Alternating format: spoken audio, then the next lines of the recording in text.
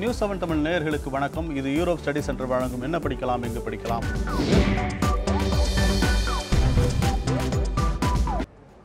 இது உயர்கல்விக்கான ஆலோசனை நேரம். நான் என்று ஏற்கனவே குறிப்பிட்டேன். அதன்படி 2 கல்வி ஆளுமைகள் நம்மோடு அரங்கத்தில் இணைந்திருக்கிறார்கள். ஒருவர் ஜெயபிரகாஷ் காந்தி, அவரை வரவேற்பதில் மகிழ்ச்சி.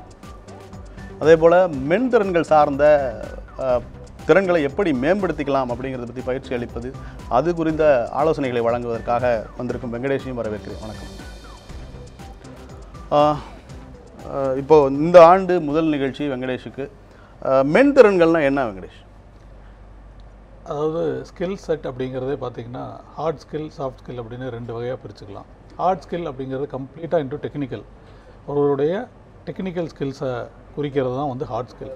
சாஃப்ட் ஸ்கில் அவங்களுடைய கம்யூனிகேஷன் எபிலிட்டி, ஒரு காலேஜுக்கு போயிட்டாங்கன்னா ஒரு டீம் மேனேஜ்மெண்ட் அவங்க அப்படிங்கிறத எடுக்கிறது, ஒரு கோல் செட்டிங், அவங்க எதுக்காக படிக்க வர்றாங்க அப்படிங்கிறதுலேருந்து ஆரம்பித்து ஒரு எமோஷனல் இன்டெலிஜென்ஸு, ஒரு பாடி லாங்குவேஜ், ஒரு இன்டர்வியூ ஸ்கில்ஸு, ஒரு குரூப் டிஸ்கஷன் அப்படின்னு சொல்லிவிட்டு அவங்க காலேஜ் முடித்து போகும்போது ஒரு கார்ப்பரேட் எதிர்பார்க்கக்கூடிய ஒரு விஷயத்தை வந்து சாஃப்ட் ஸ்கில்னு சொல்கிறோம்.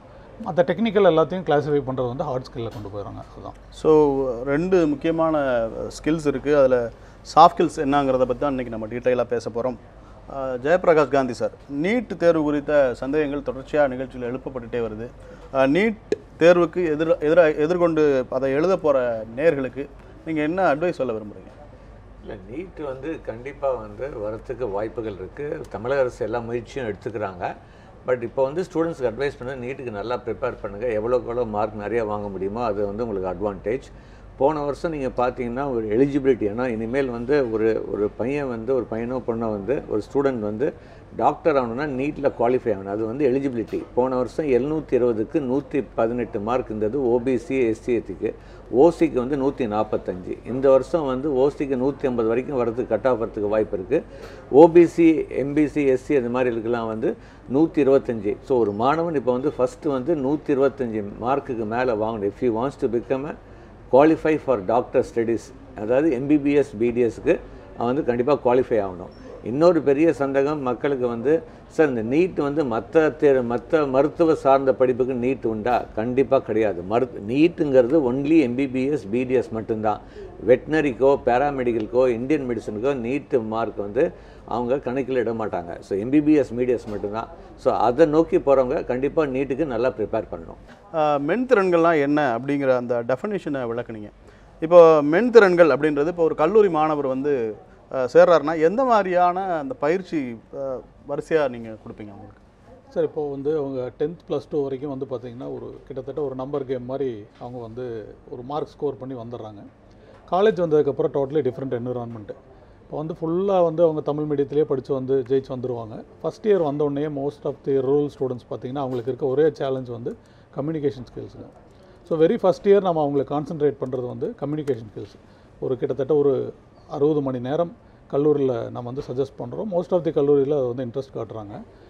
அதை வந்து ஒரு 10 டேஸ் கிராஷ் கோர்ஸாவோ இல்லை வந்து ஒரு நாளைக்கு 2 மணி நேரம் ஒரு 3 மாதம் அவங்களுக்கு வந்து இங்கிலீஷ் மட்டுமே, ஸ்போக்கன் இங்கிலீஷ், கிராமர் கம்மியாக இருந்தால் கூட கேட்ட கேள்விக்கு திருப்பி பதில் சொல்லக்கூடிய லெவலுக்கு அவங்கள தயார் பண்ணுறது first இயரோட.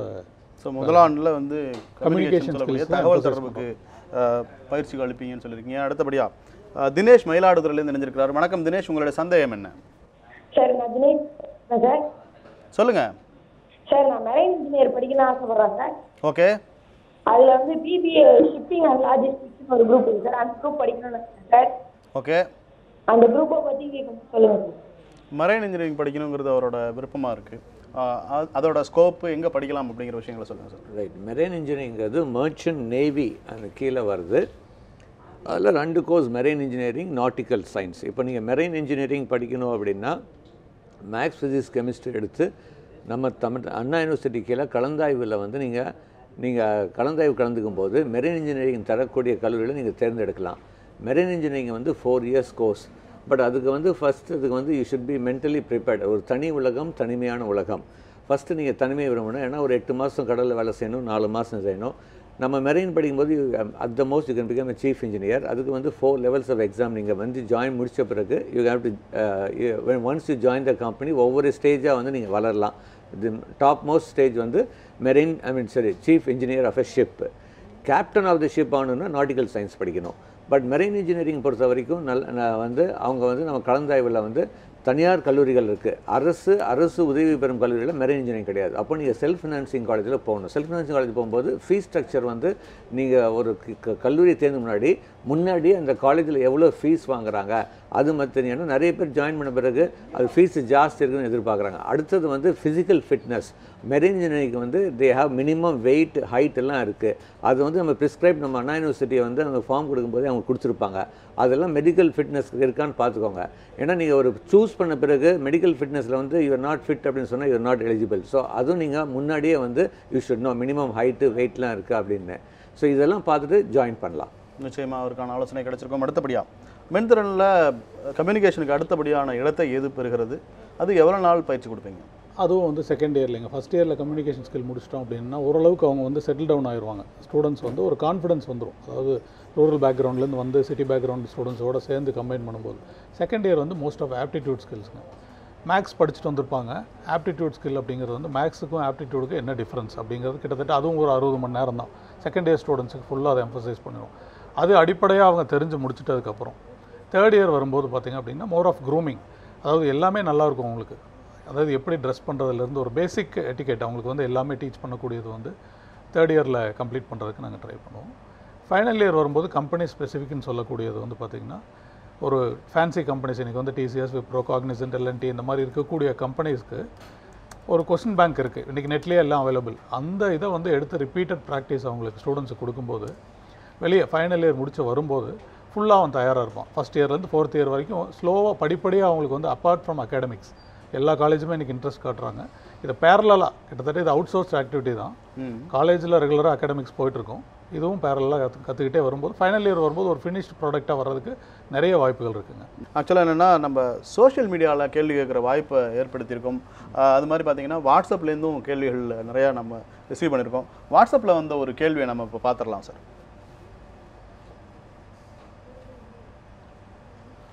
MSc software system 5 years course, any scope for this course? கோயம்புத்தூர்லேருந்து தீபாங்கிறவங்க கேட்டிருக்கிறாங்க. இந்த இதை பற்றி இது வந்து சொல்லுங்கள். பட் இது இன்ஜினியரிங்கோட பெட்டரா அப்படின்னு கேட்டிருக்காங்க.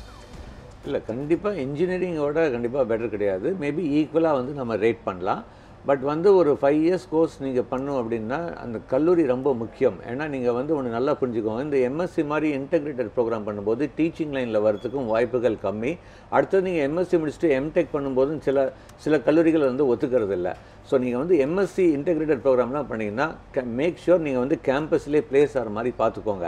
ஏன்னா வெளியே வந்து அதுக்கப்புறம் நீங்கள் ப்ரொசீட் பண்ணுறதுக்கு கொஞ்சம் வந்து ஆப்பர்ச்சுனிட்டிஸ் இருந்தாலும் லிமிட்டட் ஆப்பர்ச்சுனிட்டிஸ், அது மைண்டில் வச்சுக்கோங்க.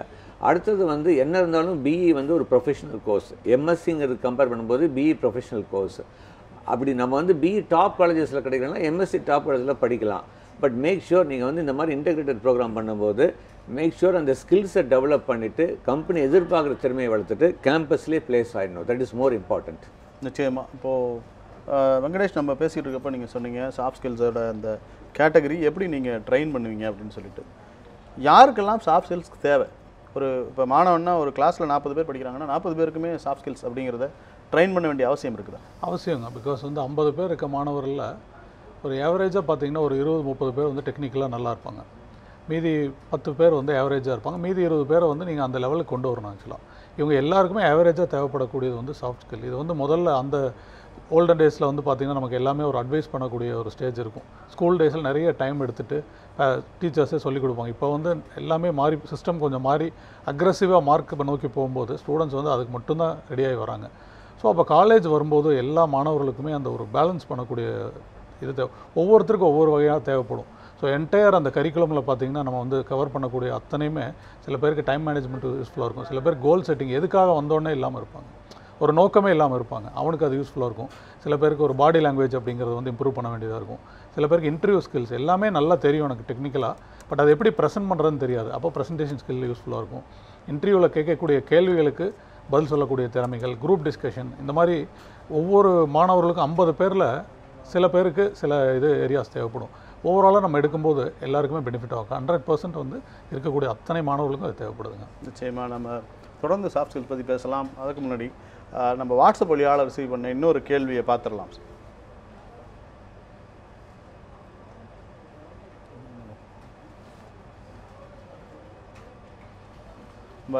வாட்ஸ்அப் வாயிலாக ஆக்சுவலாக வசந்த் அப்படின்ற ஒரு கேள்வி முன் வச்சிருக்காரு. Sir, I am interested in visual communication. What are the good colleges for this course are there and what are the job opportunities are there? JP sir. இல்லை, visual communication is definitely good course. ஏன்னா ஃப்யூச்சரில் வந்து visual media இந்த மாதிரி எல்லாம் வந்து animation, graphics இந்த மாதிரி மீடியா க்ரோத் வந்து எப்போவுமே இருக்க தான் போகுது. விஷுவல் கம்யூனிகேஷன் அப்படின்னு படிக்கும்போது ஃபஸ்ட்டு வந்து நீங்கள் வந்து மேஜராக சிட்டி காலேஜஸ் ப்ரிஃபர் பண்ணலாம். பிகாஸ் சிட்டியில் உங்களுக்கு வந்து இந்த இன்டர்ன்ஷிப், பிகாஸ் எல்லா TV channels, news paper, broadcasting இதுக்கெல்லாம் ரிலேட்டிவ் வந்து உங்களுக்கு வந்து city has got an advantage to learn practically more. அப்படி பார்க்கும்போது சிட்டி காலேஜஸ்க்கு நீங்கள் வந்து ப்ரிஃபரன்ஸ் கொடுக்கலாம். அடுத்தது வந்து நிறைய பேருக்கு தெரியாத விஷயம், அண்ணா யூனிவர்சிட்டிலேயே வந்து எம்எஸ்சி எலக்ட்ரானிக் மீடியா அப்படின்னு 5 இயர்ஸ் கோர்ஸ் 12th அப்புறம் கொடுக்குறாங்க. அதுக்கு தனி அப்ளிகேஷன் ஃபார்ம் கலந்தாவில் வர, அது கூட நீங்கள் வந்து ட்ரை பண்ணலாம். விஷுவல் கம்யூனிகேஷன் படிக்கிறோன்னே don't stop only with UG degree. அடுத்தது வந்து பிஜிலையும் பண்ணலாம். பிஜியில் வந்து நீங்கள் டைவர்ட் பண்ணலாம். Mass communication, broadcasting journalism, visual communication, electronic media, இந்த மாதிரி ஏரியாவில் வந்து ஃபோட்டோகிராஃபி, இந்த மாதிரி அனிமேஷன் கிராஃபிக்ஸ் ரிலேட்டட் கோர்சஸ், இது மாதிரி நீங்கள் வந்து கம்ப்யூட்டர் ஈவன் டைவர்ட் பண்ண முடியும். எம்பிஏவும் பண்ணலாம். ஸோ பண்ணுறது தப்பு கிடையாது. Visual communication make sure that you get practical exposure. எந்த காலேஜில் நல்ல இன்டர்ன்ஷிப், ப்ராக்டிக்கல் எக்ஸ்போசர் இருக்கோ அதுதான் பெஸ்ட் காலேஜ். நிச்சயமாக அவருக்கான ஆலோசனை கிடைச்சிருக்கும். அடுத்தபடியாக வெங்கடேஷ், நீங்கள் ஏற்கனவே பேசும்போது பாடி லாங்குவேஜ் அப்படின்றத பற்றி சொன்னீங்க. தேக மொழின்னு சொல்லக்கூடிய இந்த பாடி லாங்குவேஜோட இம்பார்ட்டன்ஸ் என்ன? இல்லை, பார்த்தீங்கன்னா ஒரு பேசிக்காக வந்து ஒரு ஸ்டூடெண்ட்டுக்கு வந்து ஒரு இன்டர்வியூக்கு போகிறாங்க அப்படிங்கும்போது அந்த இன்டர்வியூவர் வந்து அவங்கள பார்க்கக்கூடியது வந்து அவங்களுடைய வே ஆஃப் ஹேண்ட் ஷேக், அவங்களுடைய ஹெட் நாட் பண்ணுறதுலேருந்து சின்ன சின்ன அசைவுகள் கூட அதுக்கு ஒரு மெரிட் இருக்குது, அவங்களுக்கு வேல்யூ இருக்குது. ஸோ அதை வந்து நம்ம என்ன பண்ணுறோம் அப்படின்னா அவங்களுக்கு வந்து ஸ்டூடெண்ட்ஸுக்கு வந்து ப்ராக்டிக்கலாக என்ன பண்ணணும் அப்படின்னா அதுக்கான ஒரு தியரட்டிக்கலாக சொல்லி கொடுத்துட்றோம். தென் ப்ராக்டிக்கலாக வீடியோ ஷூட் பண்ணுறோம். எப்படி பண்ணணும், ஒரு ஹெச்ஆர் வந்து இன்டர்வியூ வச்சாருன்னா இவங்க எப்படி அப்பியர் ஆகி பண்ணணும் அப்படிங்கிறதுக்கு வந்து நம்ம பண்ணுற வீடியோ ஷூட் பண்ணுற ஒவ்வொரு ஸ்டூடெண்ட்ஸுக்கும் அந்த வீடியோ ஷூட்டிங் முடித்ததுக்கப்புறம் எதாவது திருத்தங்கள் பண்ணிக்கணும். அதில் அது ரொம்ப முக்கியம். பிகாஸ் இவங்க தியரட்டிக்கலாக சொல்லி கொடுத்துருவோம், பட் அதை அப்ளை பண்ணுறதுக்கு அவங்களுக்கான ஆப்பர்ச்சுனிட்டி இருக்காது. ஒவ்வொரு மாணவரையும் இண்டிவிஜுவலாக கான்சன்ட்ரேட் பண்ணும்போது இது பண்ணலாம், இது பண்ணக்கூடாது அப்படிங்கிறது வந்து எல்லாமே அவங்களுக்கு வந்து பேசிக்காக சொல்லிக் கொடுக்கும்போது அந்த இம்பார்ட்டன்ஸ் வந்து ரொம்ப முக்கியமாக இருக்குங்க. ஸோ நிச்சயமாக தொடர்ந்து நம்ம பேசலாம். அடுத்தபடியாக மெய்கண்ட தேவன் அப்படின்ற நேயர் இணைஞ்சிருக்கிறாரு. வணக்கம், உங்களுடைய சந்தேகம் என்ன? ஹலோ சார், என்னோட வந்து நான் வந்து மெக்கட்ரானிக்ஸ் படிக்கலாம்னு இருக்கேன். ஓகே, படிச்சுன்னா எனக்கு என்ன ஸ்கோப்ஸ் இருக்கு, எந்த காலேஜஸ்ல படிச்சா எனக்கு நல்ல பிளேஸ்மெண்ட் கிடைக்கும் அப்படிங்கிறது. ஜேபி சார்ட்ட உங்களுக்கான பதிலை கேட்கலாம். மெக்கட்ரானிக்ஸ்க்கான வாய்ப்புகள் பற்றி சொல்லுங்க. மெக்கட்ரானிக்ஸ் வந்து ஒன்று நல்லா புரிஞ்சுக்கோங்க. மெக்கானிக்கல் எலக்ட்ரானிக்ஸ் நீங்கள் வந்து it is a multi disciplinary engineering study. கண்டிப்பாக வந்து ஃப்யூச்சரில் இந்த ஆட்டோமேஷன், ரொபோட்டிக் வந்து பெரிய லெவலில் வந்ததுனால மெக்கட்ரானிக்ஸ்க்கு வாய்ப்பு இருக்குது. பட் ஒன்று நிறைய சில விஷயங்கள் வந்து மனசில் வைக்கணும். நீங்கள் மெக்கட்ரானிக்ஸ் படிக்கும்போது நீங்கள் படிக்கிற கல்லூரி, நீங்கள் ஒரு 4-5 கல்லூரி ஷார்ட் லிஸ்ட் பண்ணி அந்த கல்லூரியை முன்னாடியே கலந்தாய்வுக்கு போகிறதுக்கு முன்னாடி சூஸ் பண்ண முன்னாடி விசிட் பண்ணி அந்த கல்லூரியில் எப்படி இருக்குது, ரொபோட்ஸ் இருக்கா, ரொபோட்டிக் ஆப்ரேட்டிங் சிஸ்டம் லேப் இருக்கா. ஏன்னா மெக்கட்ரானிக்ஸ் வந்து மிக முக்கியம் வந்து இந்த அட்வான்ஸ் லேர்னிங் சென்டர்ஸ்லாம் இருக்கா, 3D பிரிண்டர்ஸ்லாம் வச்சுருக்காங்களா, இது எல்லாமே நீங்கள் வந்து கவனிக்க வேண்டியது. நல்ல கல்லூரி, நல்ல லேப் இருந்துச்சுன்னா மெக்கட்ரானிக்ஸ் அந்த கல்லூரியில் படிக்கலாம். அடுத்தது மெக்கட்ரானிக்ஸ் படிக்கும்போது இந்தியாவில் மேல் படிக்கும்போது தெர் இஸ் அ ப்ராப்ளம். ஏன்னா இந்த கேட் எக்ஸாம் நம்ம எழுதுவோம். இந்த கேட் எக்ஸாமில் மெக்கட்ரானிக்ஸ் அப்படின்னு சப்ஜெக்ட் கிடையாது. Either you have to write electronic instrumentation or other subjects. Though you can write, but உங்களுக்கு சார்ந்த சப்ஜெக்ட் வந்து கிடையாது. அது நீங்கள் மைண்டில் வச்சுக்கணும். அது வந்து ரொம்ப முக்கியம். ஏன்னா நிறைய பேர் வந்து மெக்கட்ரானிக்ஸ் எடுத்துகிட்டு சார் நான் கேட் எக்ஸாம் எழுத முடியல, எனக்கு பப்ளிக் செக்டார் கம்பெனியில் வேணால் பப்ளிக் செக்டார் கம்பெனியில் வேலை வேணும்னா கேட் எக்ஸாமுடைய குவாலிஃபிகேஷன் தேவை. பட் கேட்டில் வந்து மெக்கட்ரானிக்ஸ் சப்ஜெக்ட் இது வரைக்கும் வரல. மேபி ஃப்யூச்சரில் வரலாம். பட் இப்போ நாங்கள் இன்றைக்கி வச்சு நாங்கள் வந்து அட்வைஸ் கொடுக்க முடியும். அடுத்தது மெக்கட்ரானிக்ஸ் படிக்கும்போது முக்கியமாக make sure that you learn German language. At least A1 A2 certification பண்ணுங்கள். இதெல்லாம் பண்ணால் வந்து கண்டிப்பாக மெக்கட்ரானிக்ஸ்க்கு வந்து வாய்ப்பு நல்லாவே இருக்கும் உங்களுக்கு.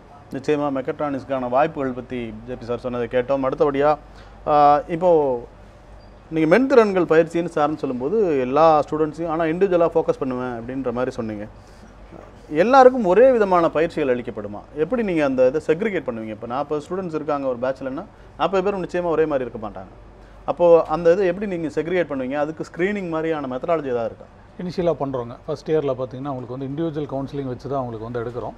சில காலேஜ் வந்து என்ன பண்ணுறாங்கன்னா நல்ல டாப் ஸ்டூடெண்ட்ஸ் எல்லாம் வந்து தனியாக பிரிச்சிடறாங்க. பட் மோஸ்ட்லி அதை நாங்கள் வந்து என்கரேஜ் பண்ணுறதில்ல. பிகாஸ் அது ஒரு காம்ப்ளெக்ஸ் டிஃப்ரென்ஸ் மாதிரி வரதுக்கு வாய்ப்பு இருக்குது. அகைன் நம்ம எதை சொல்லிக் கொடுக்க போகிறோமோ அதுலேயே வந்து ஒரு டிஃப்ரென்சியேஷன் வேண்டாங்கிறனால மோஸ்ட்லி வந்து சேர்ந்து தான் பண்ணுறோம். பட் என்னென்னா சில ஸ்டூடெண்ட்ஸுக்கு வந்து எக்ஸ்ட்ரா மைல் போய் நம்ம வந்து அவங்களுக்கு சொல்லிக் கொடுக்க வேண்டியதாக இருக்குது. ஃபார் எக்ஸாம்பிள் ஒரு 6 மணி நேரம் பண்ணுறோம். சில பேர் வந்து நிறைய பேருக்கு கூச்ச சுபாவம் உண்டு.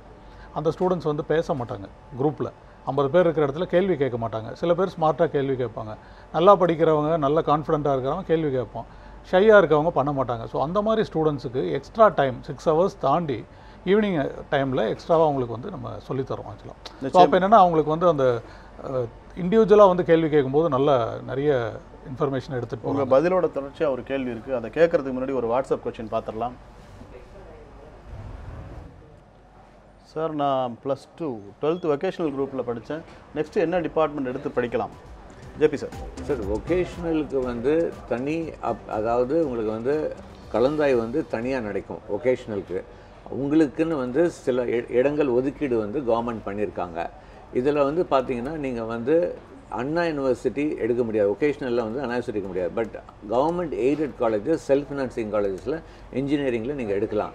இன்ஜினியரிங்கில் வந்து நிறைய பேர் என்ன நினச்சிக்கிறாங்க, வொகேஷனல் எடுத்தால் ஒன்லி வந்து மெக்கானிக்கல் தான் எடுக்க முடியும், அந்த மாதிரி எலக்ட்ரிக்கல் அந்த மாதிரிலாம் கிடையாது. Even you can take computer science, IT, mechanical, இந்த சர்க்யூட் பிரான்ச்சஸ், அது ரிலேட்டட் சிவில், இந்த மாதிரி கூட நீங்கள் தாராளமாக எடுக்கலாம். பட் நீங்கள் வொகேஷனலுக்கு வந்து நீங்கள் வந்து நல்லா கவனிங்க. அகெயின் நம்ம இன்ஜினியரிங் படிக்கும்போது நல்ல கல்லூரி தேர்ந்தெடுங்க. ஏன்னா நீங்கள் இன்னொன்று வந்து நான் சொல்ல, நீங்கள் வொகேஷனல் படிக்கும்போது நீங்கள் ஃபிசிக்ஸ் படிச்சிருக்க மாட்டீங்க. பட் வந்து ஃபஸ்ட் இயரில் உங்களுக்கு வந்து இந்த ஃபிசிக்ஸ், அந்த physics oriented application of physics oriented சப்ஜெக்ட்ஸ்லாம் இருக்கும். அப்போ நீங்கள் வந்து இந்த ஃப்ரீ டைமில் இந்த நெக்ஸ்ட் 2-3 மந்த்ஸில் வந்து little bit of learn about basics, physics, கெமிஸ்ட்ரிலாம் அந்த 11th and 12th நீங்கள் விட்டது படிக்காது. ஏன்னா நீங்கள் வெறும் மேக்ஸ் ப்ளஸ் வொகேஷனல் சப்ஜெக்ட்லாம் படிச்சிருப்பீங்க. ஸோ அது வந்து நீங்கள் வந்து கொஞ்சம் பிரிட்ஜ் அப் பண்ணிக்கோங்க அந்த கேப்பு.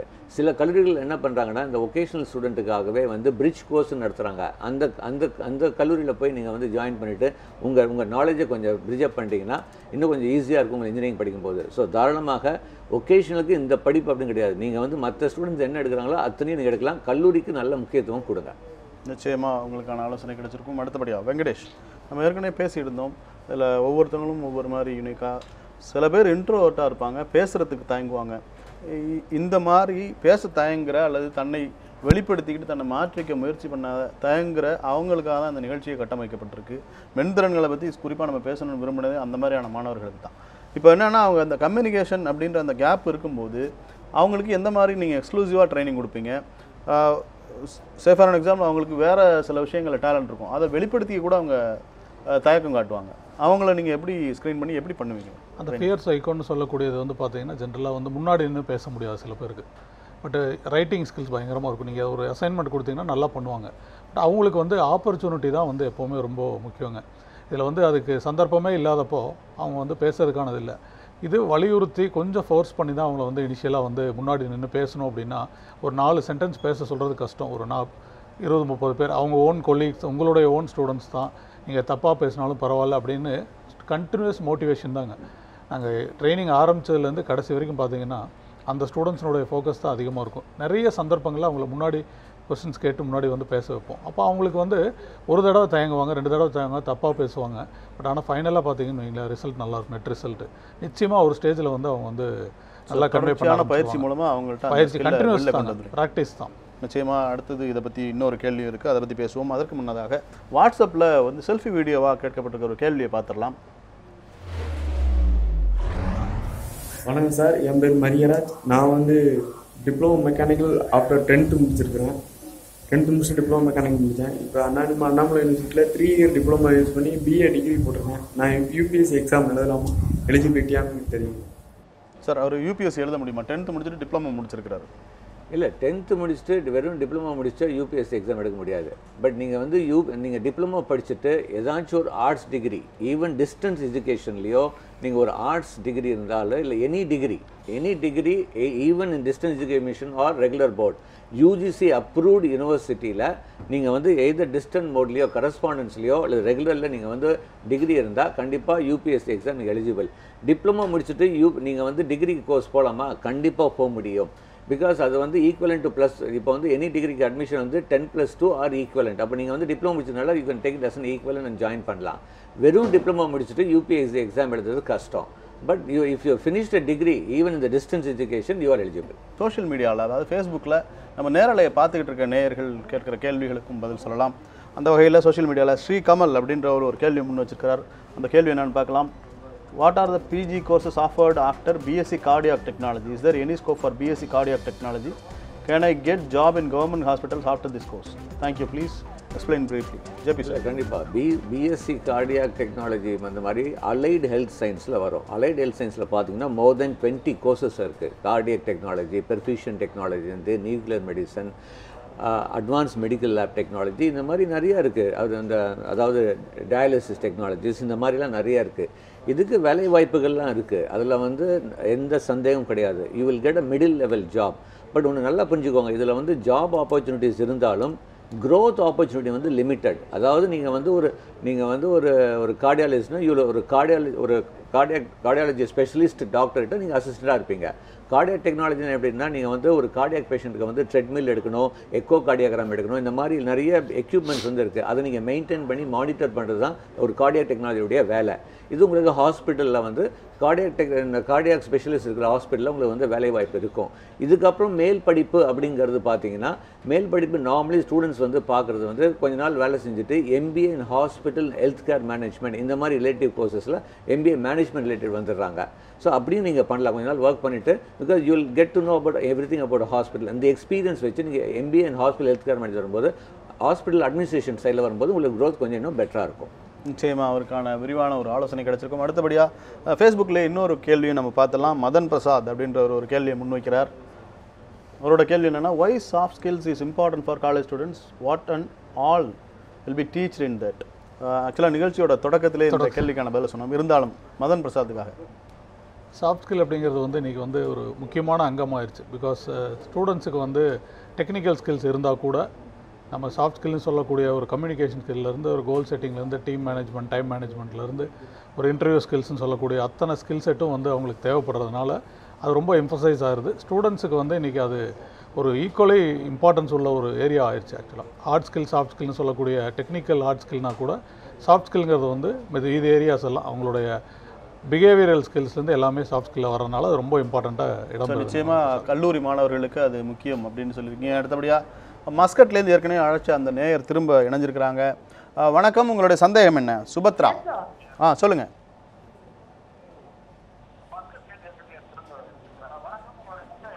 ஹலோ சார், என் பேர் சுபத்ரா. நான் மஸ்கட்லேருந்து கால் பண்ணுறேன் சார். நான் ஒரு சிபிஎஸ்சி ஸ்டூடெண்ட். 12th இப்போ தான் ஸ்டார்ட் ஆயிருக்கு. நான் போயிட்டுருக்கேன். ஸோ இப்போ நீட்டுக்காக நான் வந்து கோச்சிங் வந்து இந்த என்டையர் இயர் போகணுமா சார்? நான் அப்ராட்ல இருக்கிறதுனால வந்து ஆன்லைன் கோர்ஸ் போகலாமா? அது நல்ல ஆப்ஷனா? இல்லைனா நெக்ஸ்ட் இயர் நான் அந்த டைமில் வந்து முடிச்சுட்டு இங்கே வரும்போது 1 month தான் எனக்கு ஸ்பேன் கிடைக்கும் டைம். ஸோ அந்த டைமில் வந்து கிராஷ் கோர்ஸ் போகிறது பெட்டரா? ஸோ நம்ம 2 questions எனக்கு பேலன்ஸ் இருக்கு. நிச்சயமா. ஆக்சுவலாக ஜேபி சார் வெளிநாட்டிலேருந்து இருக்கக்கூடிய ஒரு நேயர் மிக முக்கியமான ஒரு கேள்வியை முன் வச்சிருக்கிறாங்க. இது வெளிநாட்டிலேருந்து படிக்கக்கூடிய பலருக்கு வந்து இந்த கேள்விக்கான பதில் உதவிகரமாக அமையும்னு நினைக்கிறேன். இல்லை, கண்டிப்பாக நீட்டுங்கிறது இப்போ பீயிங் சிபிஎஸ்சி ஸ்டூடெண்ட் வந்து நீங்கள் நல்லா புரிஞ்சுக்கோங்க. You have to really score very good marks. நீங்கள் வந்து நார்மலி வந்து ஒரு ஸ்டூடெண்ட் வந்து சிபிஎஸ்சி வந்து பயாலஜி எடுத்துகிட்டு மெடிக்கல் ட்ரீம் இருக்கும்போது all India pre medical quota வந்து ஆல் இண்டியா கோட்டா பேஸ் பண்ணி தான் அவங்க எடுக்கிறாங்க. இப்போ நீட் எக்ஸாமில் வந்து எவ்ரி ஆல் இண்டியா கோட்டாவில் நீங்கள் வந்து கவர்மெண்ட் காலேஜ் கிடைக்கணும்னா லாஸ்ட் இயர் வந்து பார்த்தீங்கன்னா 720க்கு 511 மார்க்ஸ் வேண்டியிருந்தது. So you need to score really 500+ marks if you really want to get in to government இந்த ஆல் இண்டியா கோட்டா ரிசர்வேஷனில் போகணும்னா. ஸ்டேட் வைஸ் பார்க்கும்போது இன்னும் தமிழக அரசு எந்த முடிவும் எடுக்கலை. வெறும் நீட் மார்க் வச்சு கொடுக்க போகிறாங்களா, இல்லை ப்ரோ ரேட்டா பேசிஸில் கொடுக்க போகிறாங்களா, இல்லை NEET and state board marks எடுக்க போகிறாங்களா, இன்னும் அந்த தெளிவான ஒரு முடிவு வந்து கூடிய விரைவில் வந்து ஆரம்பிப்பாங்க. அதுக்கப்புறம் தான் எவ்வளோ கட் ஆஃப் ப்ராப்ளம் வரும். இப்போ உங்களுடைய அட்வைஸ், நீங்கள் 12th போகிறதுனால கண்டிப்பாக நீட்டுக்கு ப்ரிப்பேர் பண்ணுங்கள். அங்கே கண்டிப்பாக உங்களுக்கு அந்த அளவுக்கு கோச்சிங் சென்டர்ஸ் இருக்காது. பட் உங்களுடைய ஸ்கூல்லேயே வந்து ask your teachers to take some extra class related to NEET. Daily ஒரு 2 hours வந்து நீட்டுக்கு ப்ரிப்பேர் பண்ணுங்கள். ஆன்லைனில் வந்து மெட்டீரியல்ஸ் ஆர் அவைலபிள். என்ன தான் நம்ம ஆன்லைனில் மெட்டீரியல்ஸ் அவைலபிள் வந்து somebody has to really teach you and guide you and clear your doubts. அதுக்கு உங்கள் அந்த மெட்டீரியல் வச்சு உங்களுடைய ஸ்கூல் டீச்சர் மூலமாக அது கிளியர் பண்ணிக்கோங்க.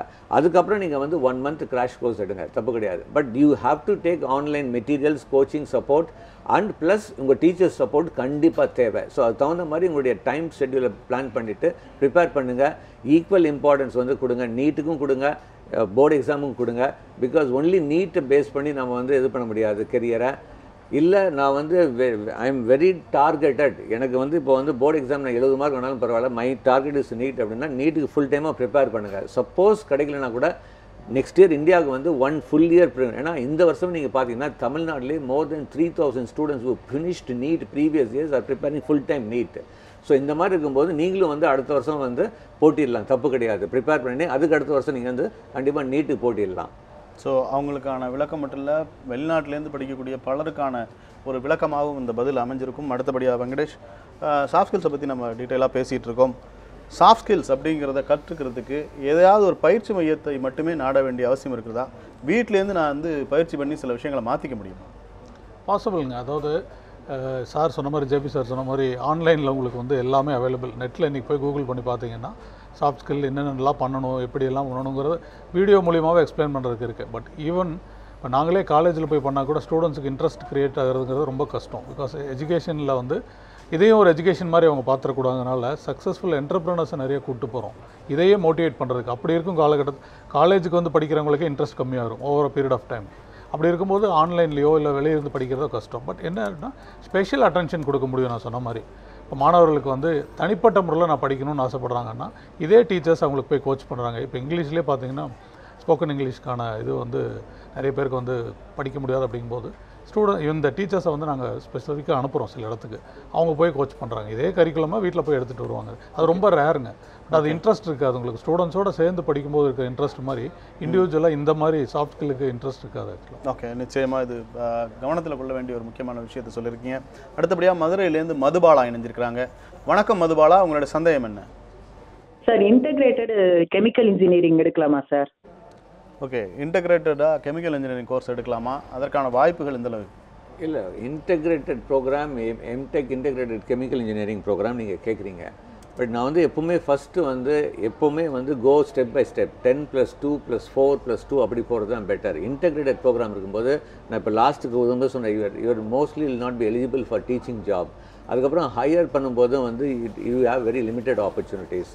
நீங்கள் வந்து இந்த மாதிரி இன்டெகிரேட்டட் ப்ரோக்ராம் பண்ணும்போது நல்ல கல்லூரியில் படித்து கேம்பஸ்லேயே பிளேஸ் ஆகணும். அடுத்தது வந்து நல்லா புரிஞ்சுக்கோங்க, இன்டெகிரேட்டட் ப்ரோக்ராம் கெமிக்கல் பண்ணுறத விட நான் வந்து 4 years பண்ணிவிட்டு அதுக்கப்புறம் ஸ்பெஷலைசேஷன் நீங்கள் வந்து கெமிக்கல் முடிச்சுட்டு you can either going to petroleum, pharma, biotechnology கூட நீங்கள் வந்து டைவர்ட் ஆகிக்கலாம். ஸோ அப்படி வந்து ஆப்பர்ச்சுனிட்டி இருக்கும்போது எப்போவுமே வந்து எடுத்த உடனே நேரோ டவுன் பண்ணக்கூடாது. Always take a primary field. அதுக்கப்புறம் போஸ்ட் கிராஜுவேஷனில் you can divert whichever you want.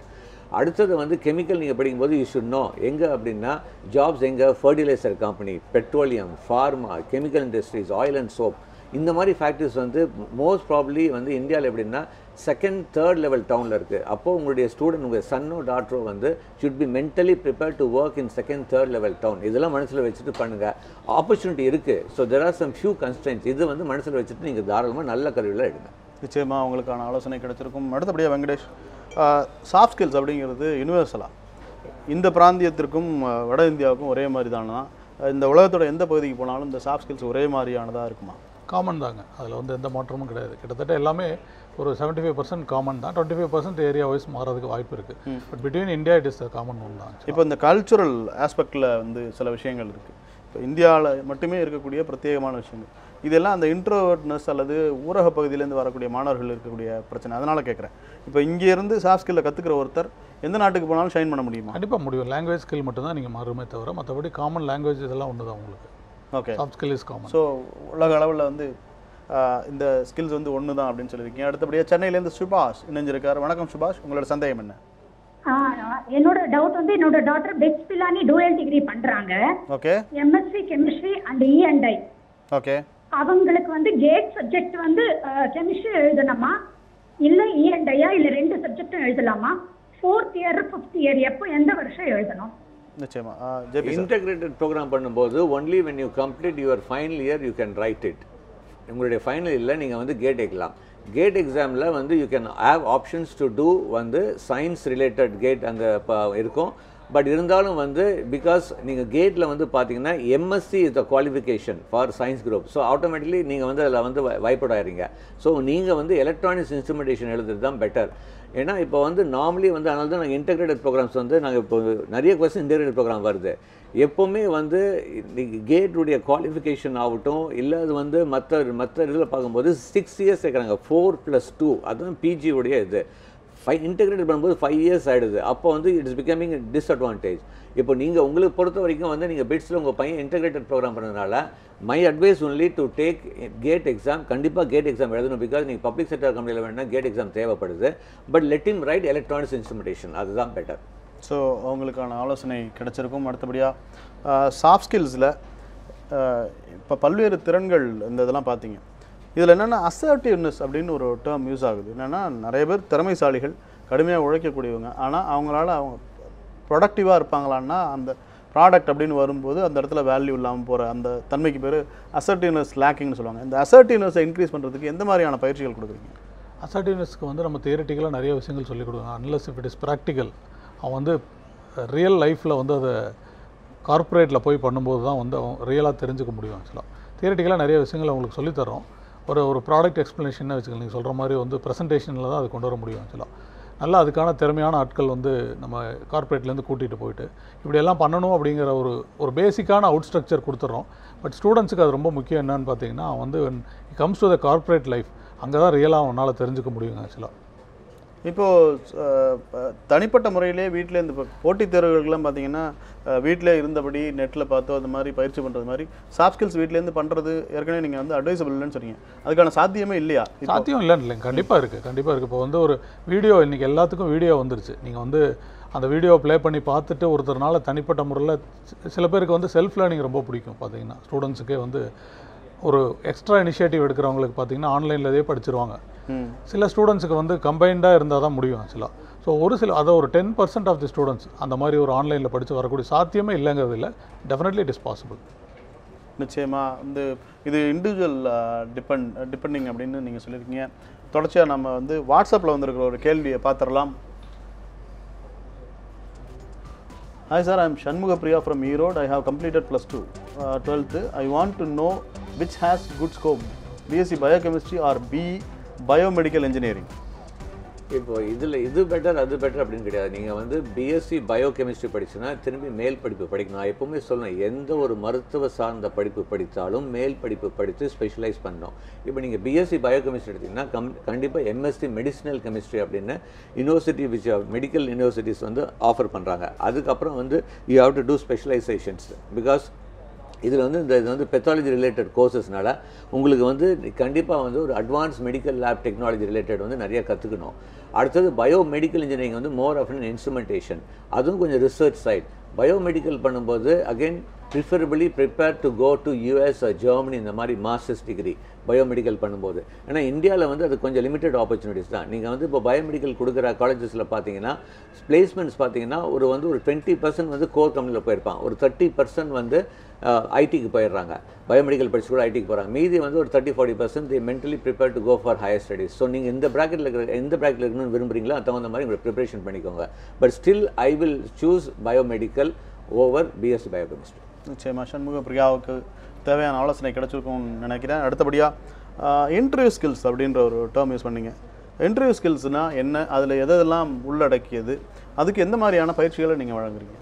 இப்போ வந்து ஜென்ரலாக ஒரு கார்ப்பரேட்லேருந்து இன்டர்வியூ வராங்க அப்படிங்கும்போது அவங்க கேட்கக்கூடிய கேள்விகள், அதுக்கு இவங்க தயார் பண்ணுறதுக்கான ஒரு மார்க் இன்டர்வியூ மாதிரி பண்ணுவோம். ஆக்சுவலாக இனிஷியலாக அதனுடைய ஸ்கில் செட் அதில் என்னென்னலாம் ப்ரிப்பேர் பண்ணணுங்கிறத அவங்களுக்கு கிளியராக சொல்லிடுவோம் ஸ்டூடெண்ட்ஸுக்கு. ஓகே, அது வந்து ப்ராக்டிக்கலாக பார்க்கணும் அப்படிங்கும்போது வந்து ஹெச்ஆர்லேருந்து கார்ப்பரேட் ஹெச்ஆர்லேருந்து ஹையர் பண்ணி அங்கே கொண்டு போய் ஒரு மார்க் இன்டர்வியூ, அதாவது ஒரு மாடல் இப்படி இருந்தால் எப்படி கேள்வி பண்ணணும் அப்படின்ற ஒவ்வொரு ஸ்டூடெண்ட்டுக்குமே ஒரு ஹோல் டே ஸ்பெண்ட் பண்ணுவோம். ஒரு இண்டிவிஜுவல் ஸ்டூடெண்ட்ஸும் ரெகுலராக இன்டர்வியூ அட்டன் பண்ணுறவங்க இருந்தால் என்ன மாதிரி கேள்விகள் வரும், அதை அவங்க எப்படி டேக்கிள் பண்ணணும் அப்படிங்கிறத வந்து அந்தந்த இடத்துலையே வந்து ஹெச்ஆர் மூலியமாகவே கரெக்ட் பண்ணும்போது அந்த பேசிக் திங்ஸ், அதாவது கேட்குற கேள்விகளுக்கு அவங்க கொடுக்குற பதில் தான் ரொம்ப ரொம்ப முக்கியம். ஆக்சுவலாக ஃபஸ்ட்டு இனிஷியலாக பார்த்தீங்கன்னு வைங்களேன், அவன் வந்து டெக்னிக்கல் ரவுண்டாக இருந்தது அப்படின்னா கம்ப்ளீட்டாக அவனோட துறை சார்ந்ததாக இருக்கும். ஆக்சுவலாக அந்த கேள்விகளை வந்து ஒரு தடவை தரவாக படிச்சுட்டு வர சொல்லி ப்ரிப்பேர் பண்ணிட்டு அதில் அவன் வந்து தரவோ இல்லைன்னா அது கரெக்டாக பண்ணணும் அப்படிங்கிறத வந்து சொல்லுவான் ஆக்சுவலாக. இதெல்லாம் ஒரு பேசிக்கான அடிப்படையான ஒரு அவுட் ஸ்ட்ரக்சர் அவங்களுக்கு கொஸ்டினர் மாதிரி கொடுத்துட்டு ப்ரிப்பேர் பண்ண வர சொல்லிவிட்டு ஹெச்ஆர் முன்னாடி அப்பியர் பண்ண வைப்போம். அப்புறம் அவருடைய கான்ஃபிடென்ட் லெவல் என்னென்னா நான் ஒரு இன்டர்வியூவே அட்டன் பண்ணிட்டேன் அப்படிங்கிற அந்த ஒரு கான்ஃபிடன்ஸ் வந்துடும். நெக்ஸ்ட்டு ரெகுலர் இன்டர்வியூ வரும்போது அந்த பேசிக்கான பதட்டம் முதல் தடவை அட்டன் பண்ணுறதுக்கு உண்டானதை தாண்டி ஆல்ரெடி இதை நான் முடிச்சிட்டேன் அப்படிங்கும்போது அவனுடைய confidence level is totally different. அதை வந்து அழகாக அவங்க வந்து செயல்முறைப்படுத்துவாங்க. அதுக்கு நல்ல ரிசல்ட்டும் இருந்திருக்கு. நிறைய காலேஜில் பார்த்தீங்கன்னா மார்க் இன்டர்வியூ நடத்தின காலேஜ்லலாம் அவுட்புட் வந்து ரொம்ப நல்லா இருந்திருக்கு ரெகுலர் இன்டர்வியூ வரும்போது. நிச்சயமாக தொடர் பயிற்சி மூலமாக இந்த விஷயங்கள் எல்லாம் மாற்ற முடியும் அப்படின்னு சொல்லியிருக்கீங்க. அடுத்தபடியாக அரியலூர்லேருந்து அபி இணைஞ்சிருக்கிறாங்க. வணக்கம் அபி, உங்களோட சந்தேகம் என்ன? வணக்கம் சார். நிச்சயமா கேளுங்க. அப்ராட்ல பிஇ முடிச்சுட்டு வந்து இங்கே யூபிஎஸ் எக்ஸாமோ டிஎஸ்சி எக்ஸாமோ அட்டன் பண்ணலாங்களா? இல்லை இப்போ அப்ராட்ல எம்பிபிஎஸ் முடிச்சுட்டு இங்கே வந்து ஸ்க்ரீன் டெஸ்ட் எழுதுனா தான் இங்கே கவர்மெண்ட் ஜாப் கிடைக்குது எம்பிபிஎஸ்க்குலாம். அது மாதிரி பிஇக்கும் அது மாதிரி தான் உண்டுங்களா? ஸ்க்ரீன் டெஸ்ட் எதுவும் உண்டுங்களா? வெளிநாட்டில் எம்பிபிஎஸ் படிச்சுட்டு இங்கே வந்து அரசு பணியில் சேர முடியுமா? இல்லை, என்ன செய்யலாம்? வந்து நீங்கள் வெளிநாட்டில் படிச்சுட்டு நம்ம மெடிக்கல் கவுன்சில் நடத்துகிற அந்த நெக்ஸ்ட் எக்ஸாம், அந்த எக்ஸிட் எக்ஸாம்லாம் இருக்குது. அந்த எக்ஸாமெல்லாம் பாஸ் பண்ணி குவாலிஃபை பண்ணி ஹவுஸ் சர்ஜன் நீங்கள் வந்து 1.5 years பண்ண பிறகு தே வில் அவார்ட் ஈக்குவலண்ட். நீங்கள் படித்தது வந்து இந்தியன் எம்பிபிஎஸ்க்கு ஈக்குவலண்ட். அப்போ தான் யூ வில் பி எலிஜிபிள். நீங்கள் வெறும் எம்பிபிஎஸ் அங்கே அப்ராடில் பாஸ் பண்ணி இந்த எக்ஸாமை மெடிக்கல் கவுன்சில் நடத்துகிற எக்ஸாமை நீங்கள் பாஸ் பண்ணலன்னா கண்டிப்பாக ஈவன் மெடிக்கல் காலேஜில் கூட நீங்கள் வந்து மெடிக்கல் ஹாஸ்பிட்டல் கூட நீங்கள் டாக்டராக ஜாயின் பண்ண முடியாது. அதுக்கப்புறம் தானே government job. So it is not possible. So நீங்கள் இங்கே அங்கே எழுதிட்டு இந்த எக்ஸாம்ஸை நீங்கள் குவாலிஃபை ஆகி உங்கள் ஹவுஸ் சர்ஜன் முடித்தால் தான் யூ ஆர் எலிஜிபிள். நிச்சயமாக அவங்களுக்கான விளக்கம் கிடச்சிருக்கும். அடுத்தபடியாக சாஃப்ட் ஸ்கில்ஸில் பார்த்தீங்கன்னா இது வரைக்கும் நம்ம எல்லாமே பேசுனது எல்லாமே ஸ்டூடெண்ட் லைஃப்லேயே நீங்கள் கற்றுக்க வேண்டிய விஷயங்கள் அல்லது இன்டர்வியூக்கு போகிற வரைக்கும். இப்போ ஒருத்தர் தேர்வு பெற்றுறார், இன்டர்வியூவில் செலக்ட் ஆகிடுறாரு ஜாபுக்கு. அந்த ஜாபில் போய் அவருக்கு மென்திறன்கள் எந்த மாதிரிலாம் கை கொடுக்கும்? அப்படி ஜாபில் இருக்கிறவங்களுக்கு மென்திறன்கள் இல்லாதனால அவங்க ப்ரொமோஷன் அது மாதிரிலாம் வாங்க முடியாமல் இருக்கிறவங்களுக்கு எந்த மாதிரி பயிற்சிகள், அந்த மாதிரியான கேசஸ்லாம் அவங்கள்ட்ட வருதா? இருக்காங்க. கார்ப்பரேட்டுக்கு போயிடுறாங்க, ஈஸியாக செலக்ட் ஆகி உள்ளே போயிடுறாங்க. அவங்க ஓரியன்டேஷன் ஒன்று கொடுப்பாங்க காலேஜில், அதாவது கார்ப்பரேட்டில். பேசிக்காக அதில் வந்து அவங்களுக்கு ரொம்ப ஈஸியாக இருக்கும், உள்ளே போயிடுவாங்க. பட் உள்ளே அப்கிரேட் வேணும் அப்படிங்கும்போது கண்டினியூஸாக எல்லா கார்ப்பரேட் பண்ணாங்க. நிறைய கார்ப்பரேட்டுக்கு பார்த்திங்கன்னா இப்போது ரெகுலராக ட்ரைனிங் வேணும்னு சொல்லிட்டு கேட்குறாங்க.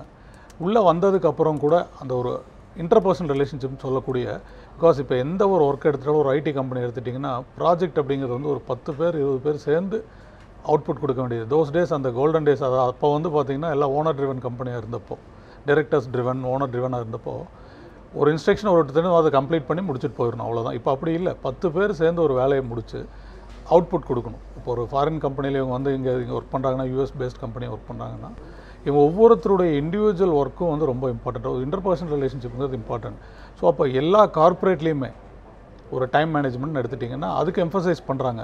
அவங்களும் கண்டினியூஸாக ட்ரெயின் பண்ணிட்டுருக்காங்க. காலேஜோடு இது முடிஞ்சிடறதில்ல. கார்ப்பரேட்லேயும் வந்து பீரியாடிக்கலாக பார்த்திங்கன்னா நிறைய கார்ப்பரேட்ஸில் every quarter there will be regular training on soft skill. அதில் ஒவ்வொரு ஸ்கில் செட்டை ஒவ்வொரு தடவை அவங்க எம்ஃபசைஸ் பண்ணுறாங்க. அதில் ரொம்ப இம்பார்ட்டண்ட் வந்து ஆட்டிடியூட்லேருந்து ஸ்டார்ட் பண்ணி அவங்க வந்து அகெயின் டைம் மேனேஜ்மெண்ட்டுக்கு ரொம்ப எம்ஃபசைஸ் பண்ணுவாங்க ஆக்சுவலாக. அப்புறம் இன்டர்பர்சனல் ரிலேஷன்ஷிப், ஒருத்தருக்கான தொடர்பு முடிச்சு எல்லாரும் சேர்ந்து டீமாக ஒர்க் பண்ணுறதுக்கான முக்கியமான ஆமாம் ஸ்கில்.